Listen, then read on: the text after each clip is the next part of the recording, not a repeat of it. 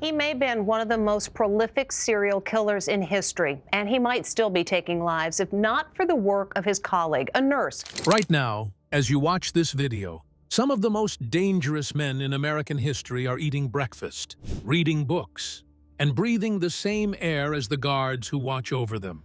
They terrorized entire cities and turned ordinary neighborhoods into hunting grounds. The courts sentenced them to spend the rest of their lives behind bars. And yet, here they are, decades later, still alive. A notorious killer already locked up for life is now on the hook for 4 more Northwest murders. And one of them is so charming that an FBI profiler admitted he actually likes talking to him. These are the infamous serial killers you forgot are still alive in prison. Edmund Kemper.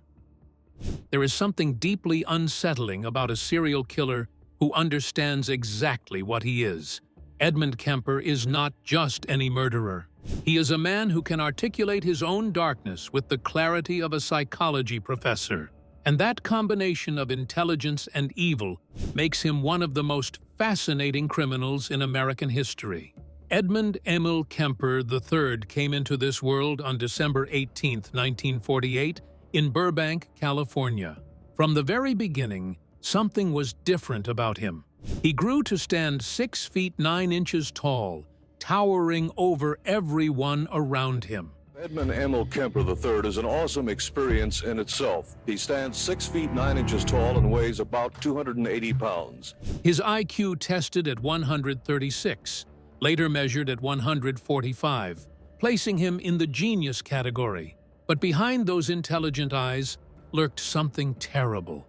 His childhood was a nightmare that seemed designed to create a monster.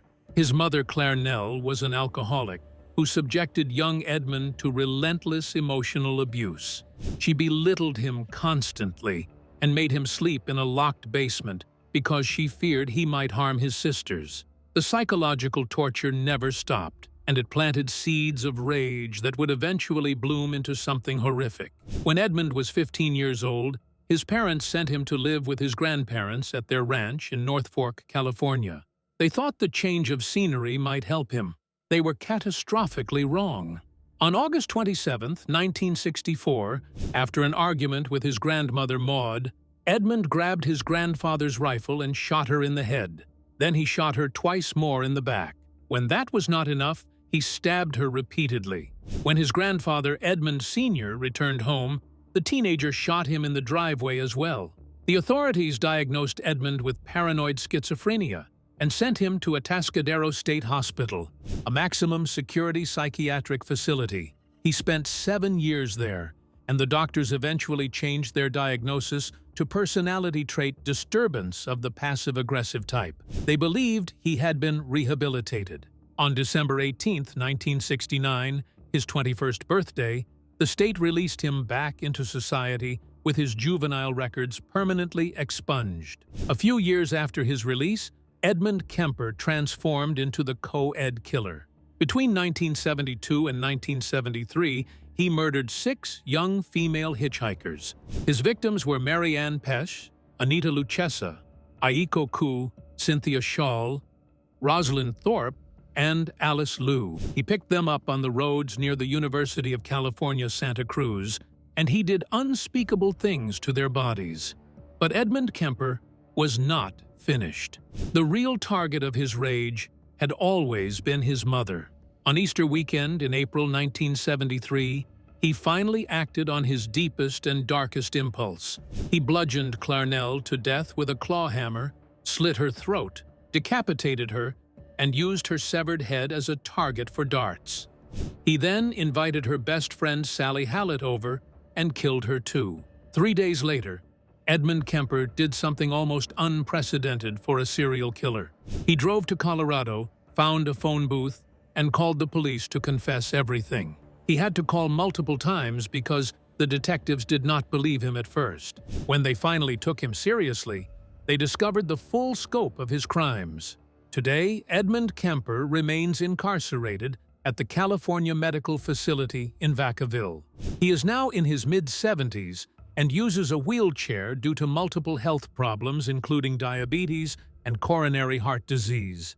He has a pacemaker following a stroke. The parole board denied his release in 2007 and again in 2017. In 2024, a psychiatric evaluation classified him as high risk after an incident where he grabbed a female staff member during a wheelchair transfer. His next parole hearing is scheduled for 2031. FBI profiler John Douglas, the man who helped create the science of criminal profiling, has interviewed Edmund Kemper multiple times. In his book, Journey into Darkness, Douglas made a remarkable admission. He wrote that he found Kemper to be bright, sensitive, and intuitive. He said that, unlike most killers, Kemper understands enough about himself to know that he should never be let out. But if you think a self-aware killer is disturbing, wait until you hear about the husband and wife team whose crimes were so horrific that the prosecutor's deal with the wife became known across Canada as the deal with the devil. Paul Bernardo. Some monsters hunt alone. Others find partners who share their appetite for destruction. Paul Kenneth Bernardo and his wife Carla Homulka became one of the most notorious criminal couples in Canadian history, and the story of how justice was served remains controversial to this day. Paul Bernardo was born on August 27, 1964, in Scarborough, Ontario. He grew up to be handsome and charming, the kind of young man who could blend into any social situation without raising suspicion. But beneath that pleasant exterior lurked a predator who had been attacking women for years before anyone knew his name. Between 1987 and 1990, a serial rapist terrorized the Scarborough area of Toronto. The attacker became known as the Scarborough Rapist, and police confirmed at least 14 to 18 sexual assaults connected to him. They collected a DNA sample from Paul Bernardo. We are going to ask every possible suspect to provide a sample of DNA. In November 1990, after someone reported him as a possible suspect, but the forensic laboratory had a massive backlog, and it took more than 2 years to process the sample. During that delay, Paul Bernardo escalated from rape to murder.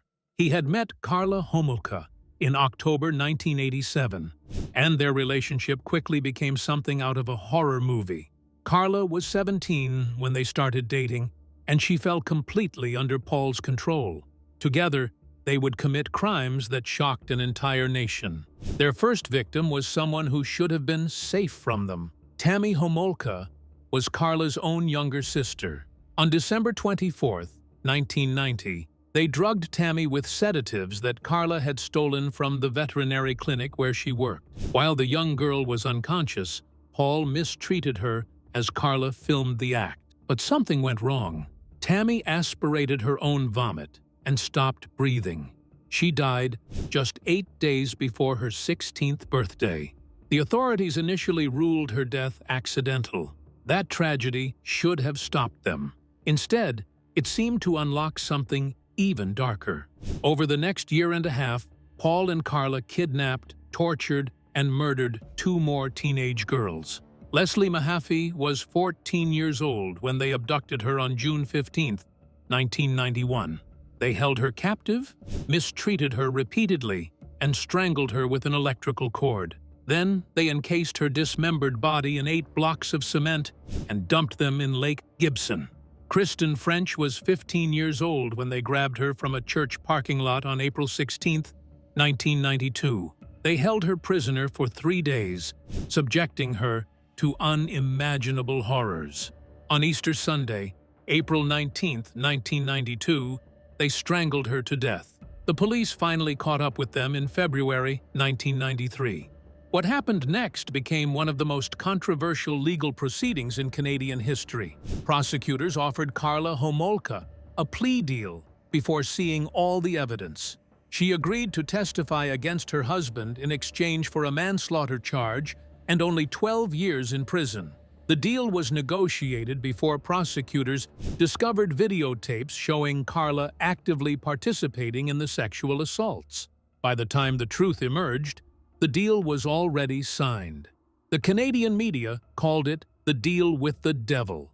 Paul Bernardo was convicted on September 1st, 1995, on 2 counts of first-degree murder and sentenced to life imprisonment with no possibility of parole for 25 years. Carla Homulka served her 12 years and walked free in July 2005. She reportedly lives in Quebec under a different name. Speaking of killers whose crimes seem to go on forever, the next name on our list managed to evade capture for nearly 2 decades while claiming more victims than almost any serial killer in American history. Gary Ridgeway. He killed women for nearly 2 decades before DNA evidence finally brought him down, and the deal he made to avoid execution means that families are still identifying victims more than 40 years after they disappeared. Gary Leon Ridgeway was born on February 18, 1949 in Salt Lake City, Utah. He grew up to become a truck painter at the Kenworth factory in Renton, Washington. His co-workers considered him quiet and unremarkable. His neighbors thought he was just an ordinary guy. Nobody suspected that he was methodically murdering women and dumping their bodies near the Green River. Green River killer was transferred to King County last fall. Prosecutors say that Gary Ridgeway agreed to lead investigators, I should say. The first bodies surfaced in 1982, and police quickly realized they were dealing with a serial killer. The victims were primarily sex workers and runaways, vulnerable women who could disappear without triggering massive search efforts. The killer targeted them specifically because he knew their deaths would attract less attention. Detectives suspected Gary Ridgeway as early as 1983. They collected a saliva sample from him in 1987, but the DNA technology of that era was not sophisticated enough to make a definitive match. So Gary Ridgeway kept killing, and the body count kept rising. He was finally arrested on November 30th, 2001, at the Kenworth factory where he had worked for years. Advanced DNA testing had finally linked him to 4 of the victims. When confronted with the evidence, Ridgeway saw an opportunity to save his own life. He offered prosecutors a deal. He would plead guilty and reveal the locations of undiscovered bodies. In exchange, they would take the death penalty off the table. On November 5th, 2003, Gary Ridgeway pleaded guilty to 48 counts of aggravated first-degree murder and received 48 consecutive life sentences without parole. But the official count barely scratches the surface. Ridgeway confessed to killing 71 women and has claimed the true number is between 75 and 80. Many victims have never been found, and identification efforts continue using advanced forensic genetic genealogy. Then, in January 2024, investigators identified Bones 20 as Tammy Lyles. She was 16 years old when she disappeared from downtown Seattle in June 1983. This identification marked a significant milestone because Tammy Lyles was the final unidentified victim. After more than 40 years, all 49 confirmed victims of the Green River Killer finally have names. Gary Ridgeway is now 76 years old and incarcerated at Washington State Penitentiary in Walla Walla. Multiple sources have reported that he is currently receiving end-of-life care. In September 2024, authorities briefly transferred him to King County Jail so he could assist investigators in locating additional remains.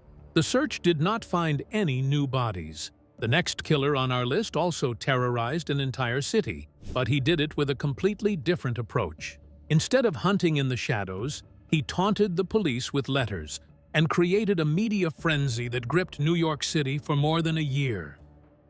David Berkowitz. The summer of 1977 was a season of fear in New York City. A serial killer was prowling the streets with a .44 caliber revolver. David Berkowitz terrorized New York City in 1976 and 1977. He used a .44 caliber handgun, shooting young couples in parked cars.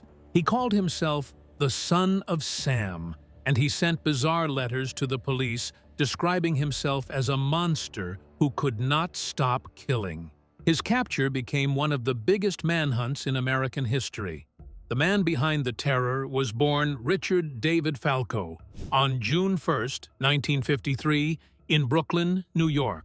His biological mother gave him up for adoption, and Nathan and Pearl Berkowitz raised him as David Richard Berkowitz. He grew up to be an unremarkable young man who served in the Army and worked as a postal employee. Nothing about his background suggested he would become one of the most infamous killers of the 20th century. David Berkowitz began his killing spree on July 29, 1976, when he shot Donna Lauria and Jody Valenti in the Pelham Bay section of the Bronx. Donna died from her wounds while Jody survived. Over the next year, he attacked 7 more times, always targeting young people sitting in parked cars. In total, David Berkowitz killed 6 people. Over the course of 2 terrifying years, he murdered 6 people and ignited what would become the largest manhunt, and wounded at least 7 others. Some sources count additional victims from knife attacks he committed in December 1975, which would bring the wounded count even higher. Police finally captured David Berkowitz on August 10, 1977, outside his apartment in Yonkers. A witness named Cecilia Davis had noticed him near a ticketed car just before his final shooting. Investigators traced the parking ticket to his 1970 Ford Galaxy, and the manhunt was over. Years later, Berkowitz admitted the demon dog story was a fabrication. In a 1979 letter to psychiatrist David Abrahamson, he wrote that it was all a hoax, a silly hoax. The real reasons for his crimes remain locked somewhere inside his own disturbed mind. David Berkowitz pleaded guilty on May 8, 1978, and received 6 consecutive sentences of 25 years to life.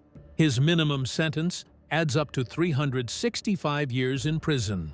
But the story of David Berkowitz took an unexpected turn behind bars. In 1987, a fellow inmate gave him a Gideon's Pocket Testament. Berkowitz describes reading Psalm 34:6 as the moment he found God. He converted to evangelical Christianity and now calls himself a Messianic Jew. He prefers to be known as the Son of Hope rather than the Son of Sam. David Berkowitz is now in his early 70s and remains incarcerated at Shawangunk Correctional Facility in Wallkill, New York. The parole board denied his release for the 12th time in 2024. He has stated publicly that he does not believe he deserves to be free and that he accepts his punishment. The Son of Sam terrorized New York by shooting strangers and taunting the police. But the next killer on our list operated in a completely different way. Dennis Rader. Dennis Rader was the president of his church congregation. He was a Boy Scout leader and a compliance officer who enforced city codes in Park City, Kansas. His neighbors considered him a model citizen. His family loved him. Nobody suspected that this ordinary-looking man in his 50s had been murdering people since 1974 and had given himself a name that described exactly what he did to his victims. He called himself BTK, which stood for Bind, Torture, Kill. Dennis Lynn Rader was born on March 9, 1945, in Pittsburgh, Kansas. He served in the United States Air Force and graduated from Wichita State University with a degree in criminal justice. He married Paula Dietz in 1971, and they had 2 children together. His son Brian was born in 1975, and his daughter Carrie was born in 1978. From the outside, the Rader family looked completely normal. The killing began on January 15, 1974. When Dennis Rader murdered 4 members of the Otero family in their Wichita home. Joseph Otero was 38 years old. Julie Otero was 33 or 34. Their son, Joseph Jr., was only 9. Their daughter, Josephine, was 11. Rader bound them, tortured them, and strangled them one by one. The youngest victim, Josephine, was found hanging from a pipe in the basement. Over the next 17 years, Dennis Rader killed 6 more people. Then, in 2004, a newspaper article about the 30th anniversary of the Otero murders seemed to reawaken something in Dennis Rader. In early 2005, Rader sent a message to the police asking if they could trace a floppy disk. He was worried about getting caught, but still craved the attention. The police responded through a classified advertisement in the newspaper telling him that a floppy disk would be safe to send. It was a lie. When investigators examined the disk, they found metadata showing that files had been modified by someone named Dennis at a computer belonging to Christ Lutheran Church. They obtained a DNA sample from Rader's daughter Carrie through a subpoena of her medical records at Kansas State University. The DNA matched evidence from the crime scenes.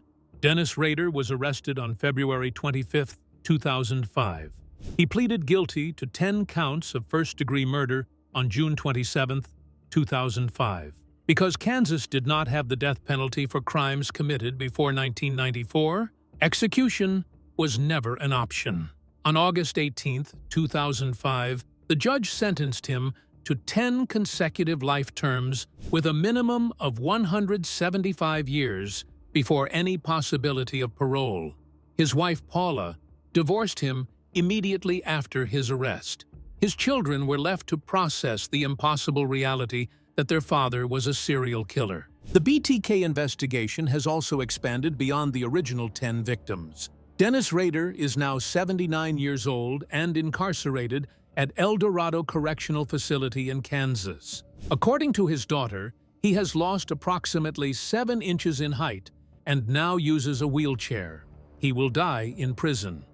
The BTK killer hid in plain sight for 3 decades by being the most ordinary person imaginable. But the next killer on our list hid in a place that should have been dedicated to saving lives. He was a nurse, and the patients he was supposed to care for became his victims. Charles Cullen. Healthcare workers are supposed to heal the sick and comfort the dying. We trust them with our lives at our most vulnerable moments. Charles Cullen violated that trust in ways that are almost impossible to comprehend. Over 16 years, he worked at 9 hospitals and 1 nursing home across New Jersey and Pennsylvania. He may have been one of the most prolific serial killers in history, and he might still be taking lives if not for the work of his colleague, a nurse. At each facility, patients began dying in unusual numbers, and nobody stopped him. Charles Cullen was born on February 22, 1960, in West Orange, New Jersey. He was the youngest of 8 children, and tragedy marked his early years. His father died when Charles was only 7 months old. His mother was killed in a car accident when he was 17. He attempted suicide multiple times throughout his life and struggled with mental health issues that were documented but never properly addressed. Cullen became a nurse and began his career at St. Barnabas Medical Center in 1987. His first confirmed kill occurred on June 11, 1988. Over the next 16 years, he moved from facility to facility, leaving a trail of death that nobody connected until it was far too late. The method was almost always the same. Cullen would inject lethal doses of medication into patients' IV bags.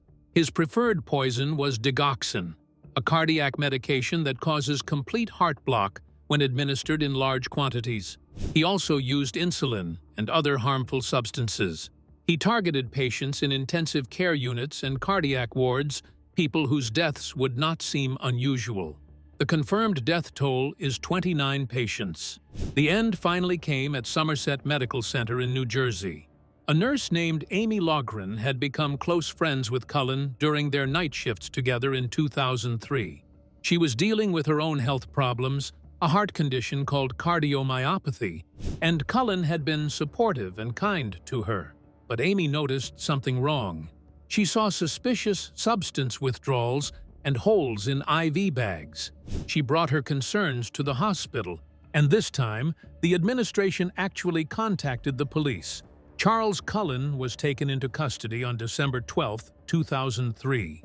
2 days later, he confessed to detectives Dan Baldwin and Tim Braun.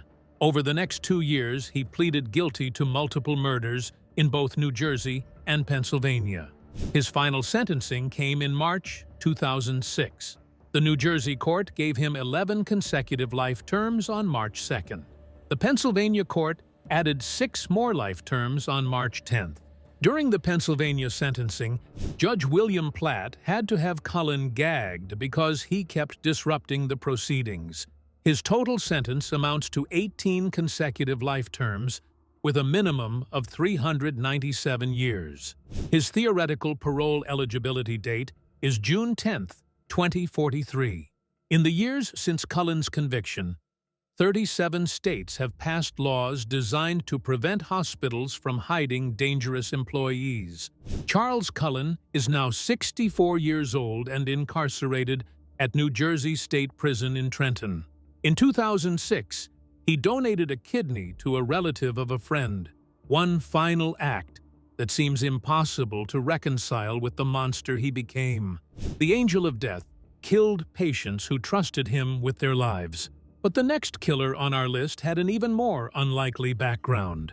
Before he became a murderer, he was drafted by an NFL team and seemed destined for professional sports glory. Randall Woodfield. Professional athletes are supposed to be heroes. They inspire young people, represent their communities, and achieve dreams that most of us can only imagine. Randall Woodfield had all of that within his reach. The Green Bay Packers drafted him in 1974, and he seemed destined for football stardom. Instead, he became one of the most prolific serial killers to ever terrorize the Pacific Northwest. A notorious killer already locked up for life is now on the hook for 4 more Northwest murders. Randall Brent Woodfield was born on December 26, 1950, in Salem, Oregon, and grew up in the coastal community of Otter Rock. He was a talented athlete who played wide receiver for the Portland State Vikings after transferring from a community college in 1970. He was active in Campus Crusade for Christ and seemed like a promising young man out with a bright future. But there was a darker side that most people never saw. Throughout his college years, Woodfield was repeatedly arrested for indecent exposure. His criminal record was expunged after his earlier arrests, but the behavior continued. At least 10 alleged incidents occurred while he was trying to make the Green Bay Packers roster. The Packers selected Randall Woodfield in the 17th round of the 1974 NFL Draft, making him the 428th overall pick. He signed a contract in February 1974 and reported to training camp under coach Dan Devine. But he was cut before the season began, reportedly due to his off-field behavior. He never played in an actual NFL game. Instead, he spent the 1974 season with the semi-professional Manitowoc Chiefs in Wisconsin. Without the structure of football, Woodfield's criminal behavior escalated. He was arrested on robbery charges in 1975 and sentenced to 10 years in prison. But the system released him after just 4 years. Randall Woodfield was arrested on March 7, 1981, after victims identified him from police photographs. His trial opened in June 1981, and the key witness was Beth Wilmot, a young woman who had survived being shot in the head during one of his attacks. She looked Woodfield in the eye and identified him as the man who had tried to kill her. The jury convicted him after just 3.5 hours of deliberation. The prosecutor who secured the conviction was Chris Van Dyke, the son of legendary entertainer Dick Van Dyke. Randall Woodfield was officially convicted of one murder, that of 20-year-old Sherry Lynn Hull, on January 18, 1981. But investigators have linked him through DNA and other evidence to anywhere from 7 to 18 murders. Randall Woodfield is now 75 years old and incarcerated at Oregon State Penitentiary in Salem. DNA testing in 2001 and 2006 linked him to 2 additional murders from the 1980 to 1981 period. He has never confessed to any of his crimes and has reportedly married 3 times while in prison. The final killer on our list maintained a respectable facade for even longer. He was a decorated military veteran and a father of 5 whose neighbors thought he was the most ordinary man in the world. Robert Lee Yates. Robert Lee Yates looked like the American dream come true. He served 19 years in the United States Army, flew helicopters in some of the most dangerous missions imaginable, and earned medal after medal for his service. He came home to Spokane, Washington, married his high school sweetheart, and raised 5 children. His neighbors thought he was a model citizen. His fellow soldiers respected him. Nobody suspected that this decorated war hero was spending his nights murdering women and burying them in his own yard. Confessed and convicted Spokane serial killer Robert Yates will be staying on death row. Today, the Washington State Supreme Court says there will be... Robert Lee Yates had been killing women since 1975, when he was still a young man. His first known victims were Patrick Allen Oliver, who was 21, and Susan Patricia Savage, who was 22. They were shot during a picnic in Walla Walla. Nobody connected their deaths to the respected soldier who lived nearby. The killing continued for more than 2 decades. In 1988, Yates murdered Stacy Elizabeth Hawn, who was 23, in Skagit County.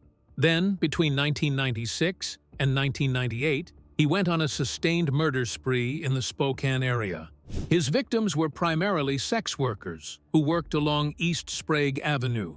He would pick them up, drive them to remote locations, murder them, and dump their bodies.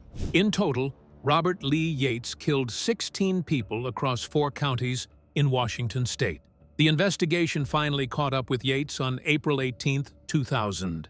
Detectives had found blood in his white 1977 Chevrolet Corvette that matched victim Jennifer Joseph. DNA evidence connected him to 12 other victims. He went to trial, and on October 3, 2002, a jury found him guilty. The judge sentenced him to death by lethal injection. Robert Lee Yates spent years on death row fighting his sentence through appeals and legal petitions. Then, in October 2018, the Washington State Supreme Court changed everything. Robert Lee Yates is now 73 years old and incarcerated at Washington State Penitentiary in Walla Walla. He is no longer on death row, but he will never be eligible for parole. He will spend the rest of his life in the same facility as Gary Ridgeway, the Green River Killer. Which killer terrifies you the most? Share in the comments below.